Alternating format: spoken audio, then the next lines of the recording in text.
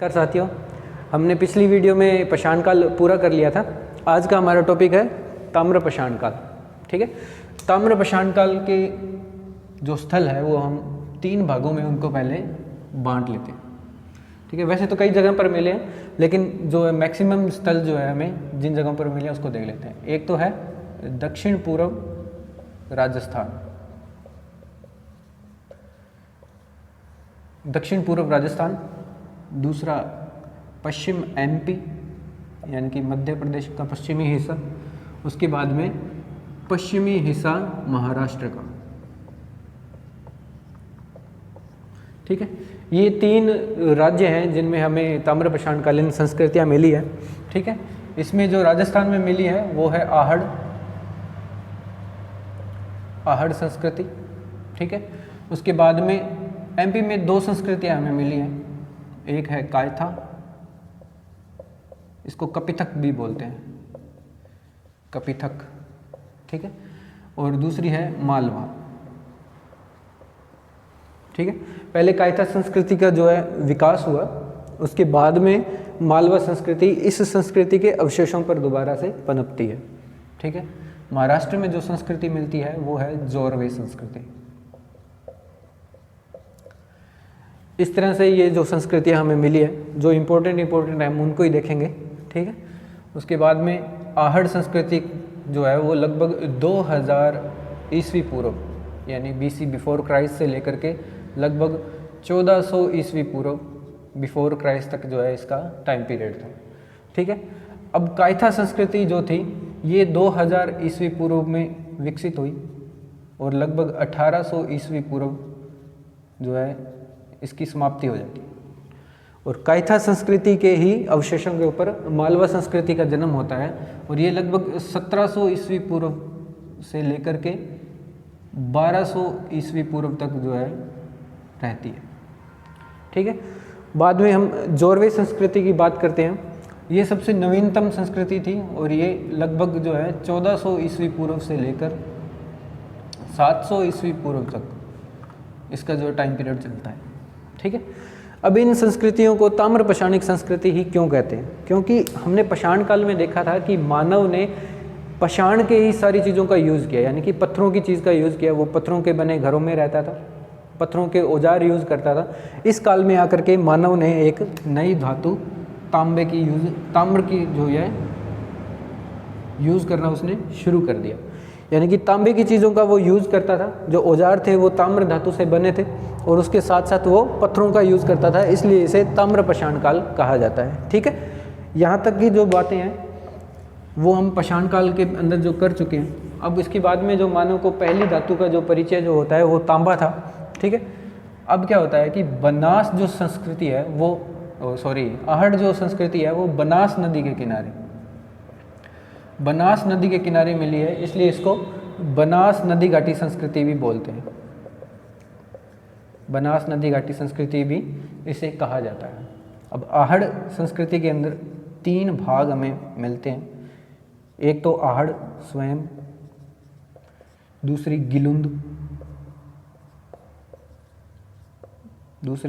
गिलुंद और अगली है बालाथल। ठीक है, ये स्थल हमें मिलते हैं। अब आहड़ की अगर बात करें तो यहाँ पर ताम्र के उपकरण सर्वाधिक मिले हैं।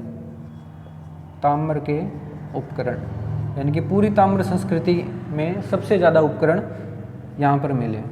ताम्र उपकरण सर्वाधिक यहाँ पे मिले हैं। ठीक है, इसलिए आहड़ जो संस्कृति है इसका दूसरा नाम ताम्रवती संस्कृति भी पड़ता है। ठीक है, इसको ताम्रवती कहा जाता है आहड़ को, क्योंकि यहाँ पर तांबे के बहुत सारे उपकरण मिले हैं। तांबे की, जैसे आज हम लोहे की कुछ चादरों का प्रयोग करते हैं किसी चीज़ को बनाने के लिए, बड़ी बड़ी चादरें बनाने के लिए, इसी तरह से यहाँ पर तांबे की बड़ी बड़ी चादरें, कुल्हाड़ी, ठीक है, और बहुत सारे उपकरण जो घरेलू काम में यूज़ होते हैं वो तांबे के बने मिले हैं, इसलिए इसको ताम्रवती भी कहते हैं। ठीक है, इसके साथ साथ रंगाई व छपाई उद्योग के साक्ष्य यहाँ पे मिले हैं। ठीक है, ये किस तरह से मिले हैं? जैसे कि रंगाई छपाई करने के लिए हम क्या करते हैं, ठप्पों का यूज़ करते हैं। जैसे अपने स्टैंप मोहर का यूज़ करते हैं, किसी अधिकारी की मोहर होती है, उसके पीछे उसका नाम, उसकी पोस्ट वगैरह सब कुछ लिखा होता है। उसी तरह क्या करते हैं, रंगाई छपाई करने के लिए ठप्पों का यूज़ किया जाते थे। उन ठप्पों के ऊपर डिज़ाइन बना दिए जाते थे, ठीक है। उन डिज़ाइनों के ऊपर शाही लगा करके उनको सीधा कपड़े के ऊपर छाप दिया जाता था, ठीक है। इस तरह से रंगाई छपाई उद्योग वहाँ पर विकसित था। और यहाँ पर जो है हमें ठप्पे मिले हैं, किसके, रंग करने के ठप्पे हमें मिले। इसके साथ साथ पत्थरों के घर, पाषाण के घर जो हमें यहाँ मिले हैं, कहाँ पर, आहड़ संस्कृति के अंदर, ठीक है। इसी के साथ अपने बात करें गिलुंद की, तो गिलुंद में अग्निकुंड मिले हैं। ये सब चीज़ें गिलुंद के अंदर मिली हैं। ताम्र के उपकरण मिले हैं, ये तो सब में कॉमन चीज़ है, ठीक है। इन सब जगहों में कॉमन चीज़ है कि तांबे की चीज़ें यहाँ मिली है, इसीलिए इसे ताम्र संस्कृति के अंदर इन चीज़ों को रखा गया है। लेकिन गिलुंद के अंदर एक अलग चीज़ मिली है, यहाँ मिले हैं अग्निकुंड। अग्निकुंड यानी यहाँ के लोग जो है अग्नि देव या इस तरह की कोई पूजा करते थे, ठीक है। पूजा के अंदर वो अग्निकुंड, आज जैसे हवन वगैरह अपने करते हैं, उस तरह के अग्निकुंड यहाँ मिले हैं। तो यानी कि यहाँ के लोग जो है अपनी धार्मिक क्रियाओं में अग्नि का जो है प्रयोग करते थे, ठीक है। ये चीज़ें हमें मिली है राजस्थान के अंदर, ठीक है।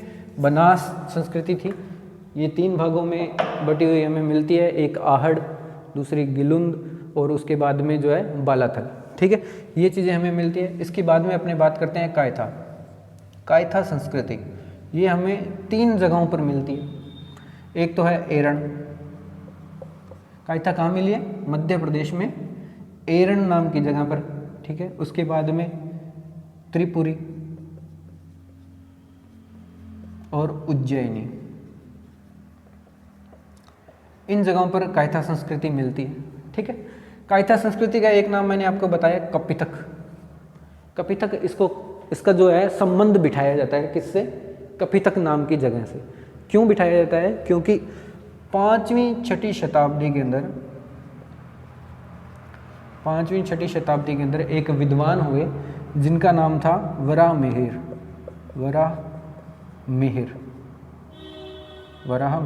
ठीक है। इन्होंने पंच सिद्धांतिका लिखी, पंच सिद्धांतिका ये किताब इन्होंने लिखी, ठीक है। ये 5वीं-6वीं शताब्दी की बात कर रहे हैं, लेकिन जो कायथा संस्कृति थी वो तो 2000 ईसा पूर्व से लेकर 1800 ईसा पूर्व के बीच में थी। उसी जगह के ऊपर जहाँ पर कायथा संस्कृति विकसित थी, वहाँ एक गांव बसा जिसका नाम था कपिथक, और वो कब था, 5वीं-6वीं शताब्दी के अंदर। वहाँ एक वराहमिहिर नाम के एक विद्वान होते हैं, इसलिए इस संस्कृति का संबंध जो है कायथा से इस कपिथक ग्राम के साथ इसको स्थापित किया गया है, ठीक है। यानी कि वराहमिहिर की जन्मस्थली इसे कहा जाता है, ठीक है। इसलिए ये बहुत ज़्यादा इम्पोर्टेंट है। और इसकी खोज जो थी, इसकी खोज किसने की, वकाणकर नाम के एक विद्वान थे, इन्होंने खोज की कायथा की, ठीक है। जब कायथा संस्कृति पूरी तरह से जो है नष्ट हो गई, यानी कि अपनी जो है पूर्णता को प्राप्त हो गई और ख़त्म हो गई, उसके अवशेषों पर मालवा संस्कृति का जो है विकास होता है, ठीक है। अब मालवा संस्कृति के अंदर हमें जो जगह मिली है उसको हम देख लेते हैं। एक तो है मालवा स्वयं। मालवा संस्कृति का टाइम पीरियड मैंने आपको बता दिया, 1700 से लेकर 1200 ईस्वी पूर्व तक, ठीक है। मालवा समय, उसके बाद में दूसरी है नागदा और फिर नावदा टोली। ये जगहें हमें कहाँ मिलती है, मालवा संस्कृति के अवशेषों में मिलती है। अब मालवा किस लिए फेमस है वो देखते हैं।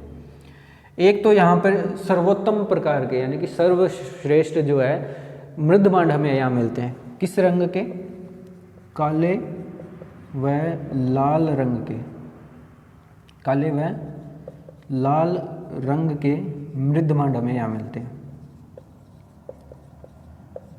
ठीक है। ये जो है पूरी की पूरी ताम्र पाषाणिक संस्कृति में सर्वश्रेष्ठ मृदभांड हमें कहाँ मिलते हैं, मालवा के अंदर। दूसरा यहाँ से चरखे सूत काटने में जो यूज होते थे, उस चरखे के साक्ष्य जो है हमें यहाँ मिले। दूसरे ताम्र निर्मित तकली, ठीक है। चरखे में जो यूज होती है, तकली वो तीखी सी होती है, उसके ऊपर सूत काट करके उसको लिपेटने का जो काम किया जाता है, तो वो तकली भी यहाँ मिली है। ठीक है, ये चीज़ें हमें कहाँ मिली है? मालवा के अंदर। ठीक है, उसके बाद में अपने बात करते हैं नावदा टोली की। ठीक है, नावदा टोली एक ऐसी जगह है जहाँ पर अनेक प्रकार के धान बोलो या फिर गेहूं वगैरह, जिस चीज़ों को हम खाने का यूज़ करते हैं, ठीक है, जिनको पीसकर आटा बनाया जाता है, वो चीज़ें यहाँ पर मिली है बहुत से प्रकार की। और पूरी की पूरी ताम्र पाषाणिक जो संस्कृति थी, इस पूरी ताम्र पाषाणिक संस्कृति में सबसे बड़ी ग्रामीण बस्ती थी। सबसे बड़ी ग्रामीण बस्ती कौन थी? नावदा टोली। ठीक है, इसको ध्यान रखना, ग्रामीण बस्ती पर इसको बिल्कुल ध्यान में रखना पड़ेगा, क्योंकि ये ग्रामीण बस्ती है। आगे हम एक और बात करेंगे, वो क्या थी? वो एक शहरी बस्ती थी। ठीक है, इसके बाद में अपने बात करते हैं जोरवे संस्कृति। ठीक है, जोरवे संस्कृति का टाइम पीरियड क्या था? लगभग 1400 ईस्वी पूर्व से लेकर 700 ईस्वी पूर्व तक। ठीक है, अब जोरवे संस्कृति महाराष्ट्र में हमें 3 जगहों पर मिलती है। ठीक है, जोरवे संस्कृति पहली है अहमदनगर, दूसरी है थुले और तीसरी जगह है पुणे। इन जगहों पे हमें जोरवे संस्कृति मिलती है। अहमदनगर के अंदर जो जगह मिली है जोरवे एक स्थान का नाम है, वहाँ पर इस संस्कृति के सबसे पहले अवशेष मिले, इसलिए इसका नाम क्या रख दिया? जोरवे संस्कृति। ठीक है, अहमदनगर में जोरवे नामक स्थान पर सबसे पहले ये मिली। ठीक है, उसके बाद में दैमाबाद नामक स्थान पर ये इस संस्कृति के अवशेष हमें मिलते हैं। ठीक है, एक जोरवे, दैमाबाद, ठीक है, उसके बाद में नेवासा। ठीक है, इन जगहों पर हमें जोरवे संस्कृति के अवशेष मिलते हैं। उसके बाद में थुले नाम की जगह पर जोरवे संस्कृति के अवशेष मिलते हैं, वो थे प्रकाश नाम का एक स्थान है थुले के अंदर। ठीक है, वहाँ से हमें जोरवे संस्कृति के अवशेष मिलते हैं। उसके बाद में पुणे में इनाम गांव,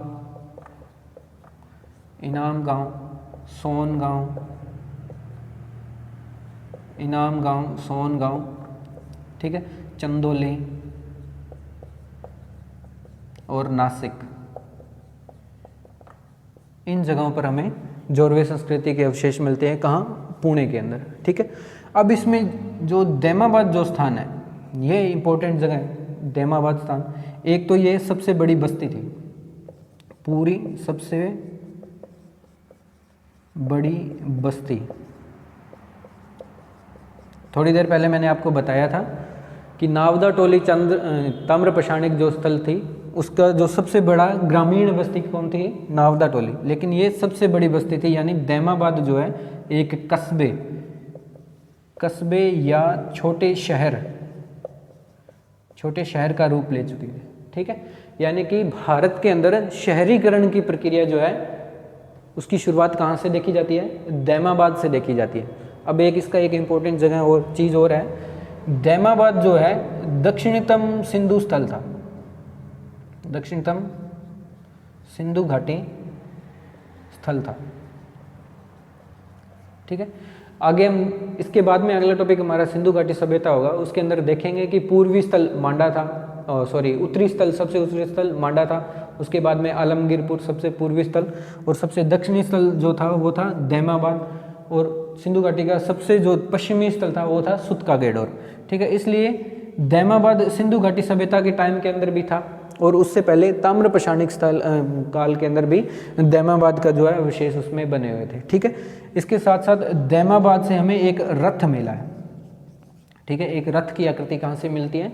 दैमाबाद से मिलती है। ठीक है, इसके साथ ही हमारी जो है ताम्र पाषाणिक संस्कृति यहाँ पर ख़त्म होती है। अगली क्लास के अंदर हम सिंधु घाटी सभ्यता पढ़ेंगे, और आप लोग इस वीडियो को लाइक करना, शेयर करना, और सब्सक्राइब करके एक बेल आइकन का बटन होता है उसे ज़रूर दबा लेना, ताकि आपके पास बार बार नोटिफिकेशन आते रहें। ठीक है, थैंक यू वेरी मच।